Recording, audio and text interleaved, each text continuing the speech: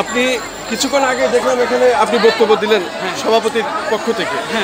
এখন বিষয়টা হচ্ছে কি, এর মাঝে আমরা মানে একটা ঘোষণা শুনলাম যে আপনাদের কার উপরে যেন আঘাত করেছে, তারা মেরেছে। কোন জায়গায়, কাকে? কোন জায়গায়? কাউন্সিলে আমাদের ওই যে দুইটা মেয়ে ছিল, ভিতরে যে অফিস ক্লার্ক ছিল, সে এই কাজটা করছে।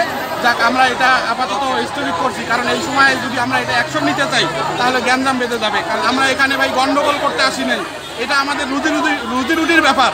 আমরা আসি আমাদের দাবি আদায় করার জন্য। আমরা ইনশাল্লাহ দাবি আদায় করে নিয়েই ঘরে ফিরবো, তার আগে আমরা এই জায়গা ছাড়বো না।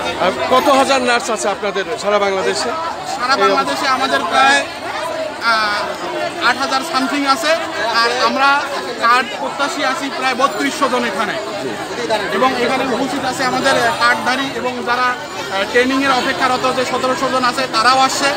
এখানে উপস্থিত আছে প্রায় 6000-এর মতো। আচ্ছা, এখানে কি প্রধানমন্ত্রীর কোনো নির্দেশ আছে আপনাদের এই ইয়েটার? হ্যাঁ আছে। তাহলে পরে আপনি কি মনে করেন যে এটা আমলাতান্ত্রিক কোনো জটিলতার কারণে এটা হচ্ছে না? আমলাতান্ত্রিক কোনো জটিলতার কারণে হচ্ছে না, এটা একমাত্র কাউন্সিলের ইচ্ছাকৃত ষড়যন্ত্র আমরা মনে করি।